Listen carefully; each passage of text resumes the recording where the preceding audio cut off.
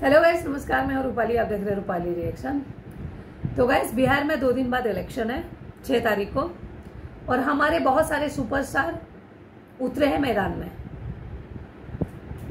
मैदान में वो इसलिए नहीं उतरे हैं, उनको बहुत नॉलेज है, या वो बहुत पढ़े लिखे हैं, या वो अपने राज्य के लिए कुछ करना चाहते हैं, कतई नहीं। उनके कुछ छपरी फॉलोअर्स हैं जिनके दम पे वो मैदान में उतरे हैं।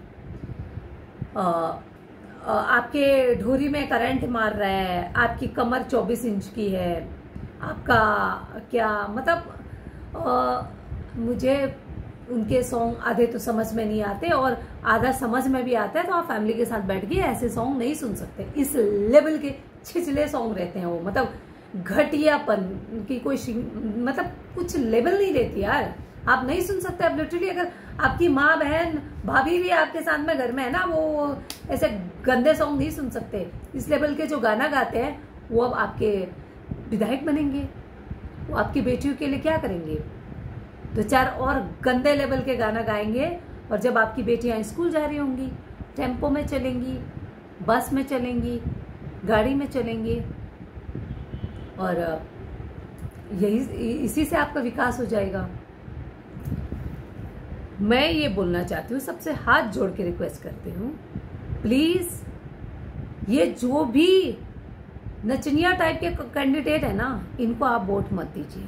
मैं ये सारे पार्टी के जो कैंडिडेट है ना, आलतू फालतू बकलोल टाइप के, उनको वोट मत दीजिए प्लीज, हम्बल रिक्वेस्ट।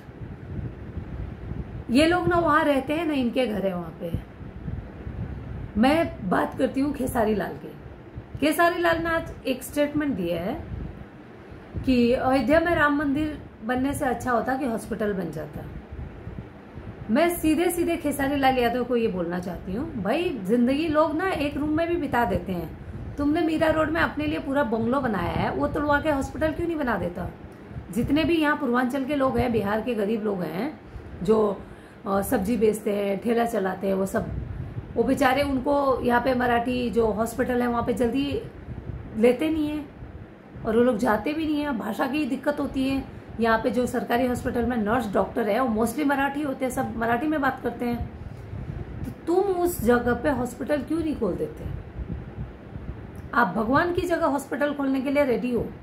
अपनी जगह पे अगर इतना ही गुर्दा है तो अपने घर के ऊपर हॉस्पिटल क्यों नहीं बना देते? आपके 2 बच्चे हैं, एक बीवी है, वो तो 1 रूम किचन में भी रह लेगी। इतने बड़े बंगलों की क्या जरूरत है? जब अपने पे आती है ना, तब सबकी औकात दिख जाती है। सिर्फ लेक्चर भाजने में कुछ बुराई नहीं है, लोग बोल देते हैं, बकबक कुछ भी बोल देते हैं लोग, उल जुलूल जो भी मन में आता है। उनको ये लगता है ना कि साम दाम दंड भेद कुछ भी किया जाए, पर कुर्सी भाई आ जानी चाहिए हाथ में। वही ये मैथिली ठाकुर है भाई, ये मैडम जी तो बकलोल की महारानी है। जब 50-100 बकलोल मरे होंगे तो ये पैदा हुई है, पता है? भगवान ने आवाज दे दी। अच्छा, इसका ये कतई मतलब नहीं है कि उसके पास बुद्धि भी उतनी उसी लेवल का है। ये किसी उसमें गई थी, जगह पे गई थी, ये कहाँ से लड़ रही है मुझे एग्जैक्टली पता नहीं है। खेसारी लाल लड़ रहे हैं छपरा से। अब ये ठाकुर महारानी कहाँ से लड़ रही है मुझे नहीं मालूम। वहां पे गए, वहां लोगों ने एक गोल टाइप का, कटोरा टाइप का टोपी उड़ाया इनको।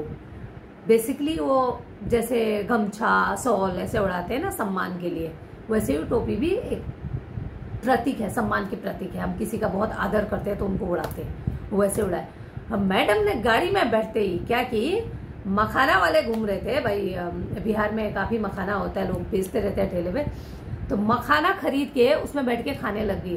जब रिपोर्टरों ने बोला आप टोपी में मखाना खा रहे हो, तो दूसरे दिन स्टेटमेंट आता कि मुझे भूख बहुत लग गया था तो हम उसमें खा रहे थे, हमें पता नहीं था कि वो इतना वो है, मतलब उस चीज की इतनी इज्जत है। तुम्हें पता क्या है तो तुम लड़ क्यों रहे हो? एक सीट पे कब्जा करके क्यों बैठे हो? वोट काटने के लिए क्यों बैठे हो वहां पे?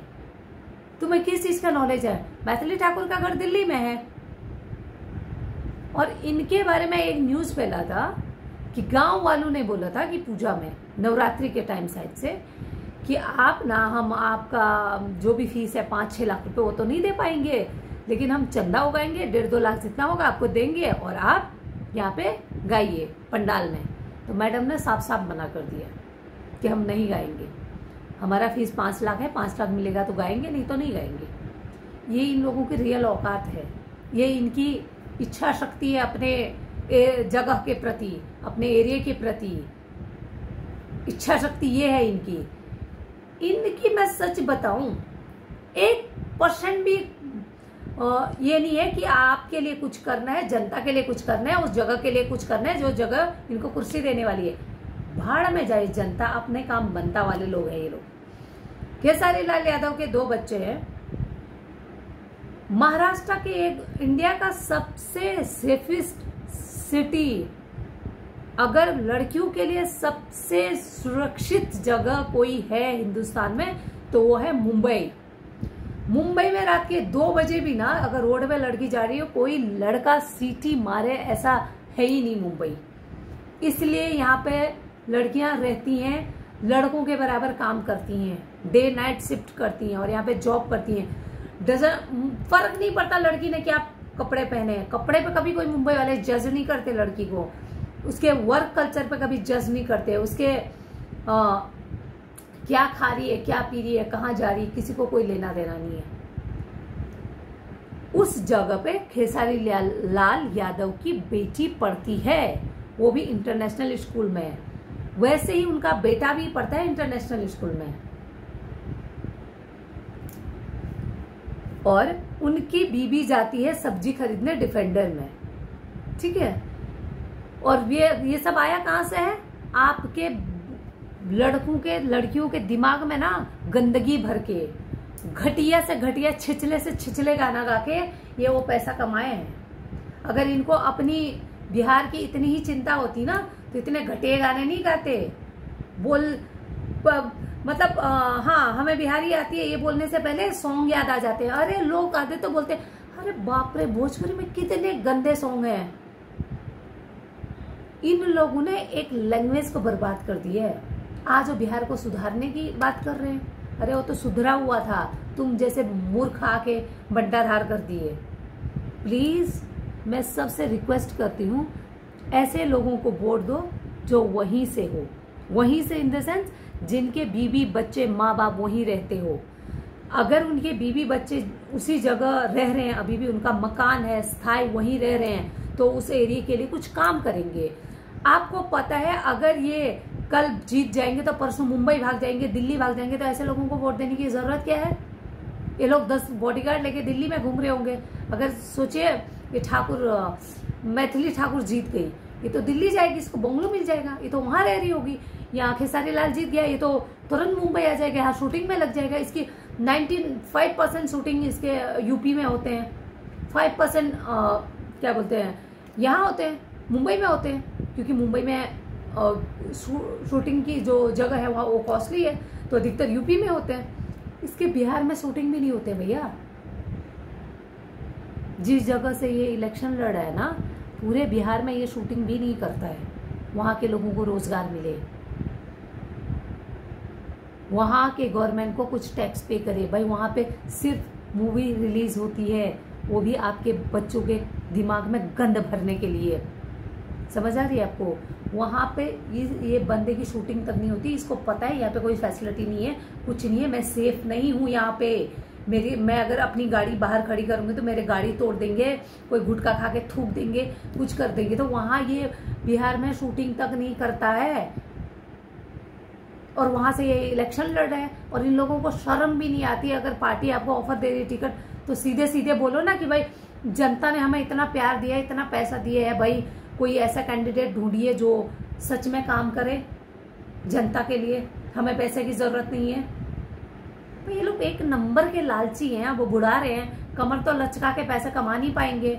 अब वो 36-32 ढोरी कमर वाला सिस्टम धीरे धीरे फ्लॉप हो रहा है, तो अब क्या करेंगे? कभी नंगे जिम का फोटो डालेंगे, कभी कुछ करेंगे, कभी लाइव आके रोएंगे, कभी जनता को सुसाइड की धमकी देंगे, कुछ करेंगे। अब ये लास्ट में पॉलिटिक्स में कूदे हैं। अब बुढ़ा रहे हैं, मालूम है, अब भाई कुर्सी मिल जाए। अरे बहुत एक एक्टर की बात नहीं है, सब ऐसे ही है यार।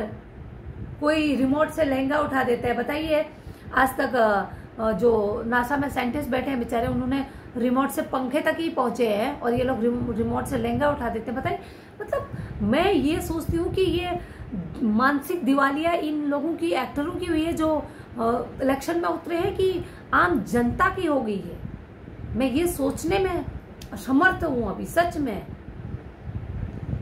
और इनको जाके वोट कौन देता है यार?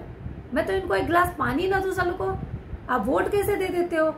और आपके भविष्य, आपके बच्चों के बारे में ये लोग सोचेंगे, स्कूल खोलेंगे। भाई इनके खुद के बच्चे, अगर इनको लगता ना कि बिहार रहने लायक है, इनके बीवी बच्चे वहां रह रहे होते हैं।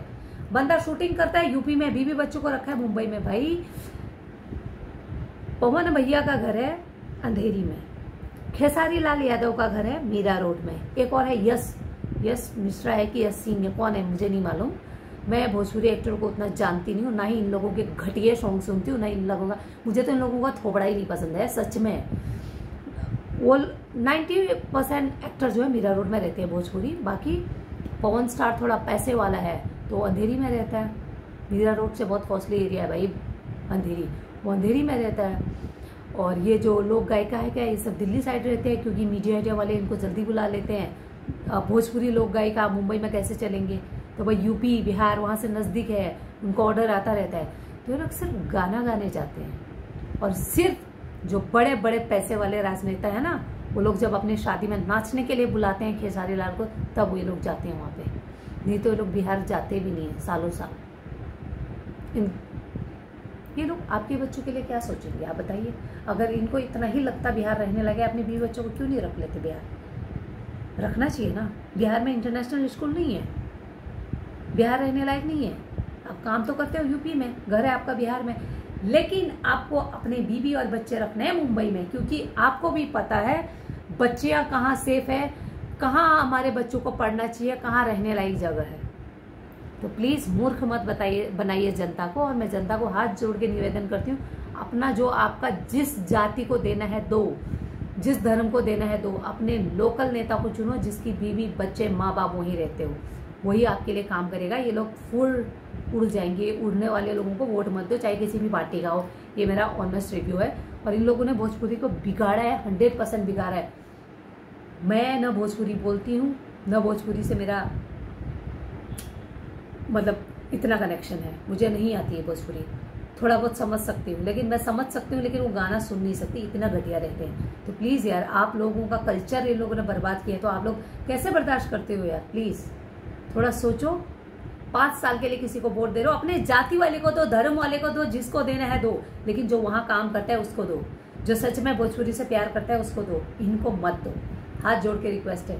Thank you guys, thank you so much. अच्छा लगे तो शेयर कीजिए, सब्सक्राइब कीजिए, ये वोट अपने लिए दीजिए। Thank you guys, thank you, I love you, thanks.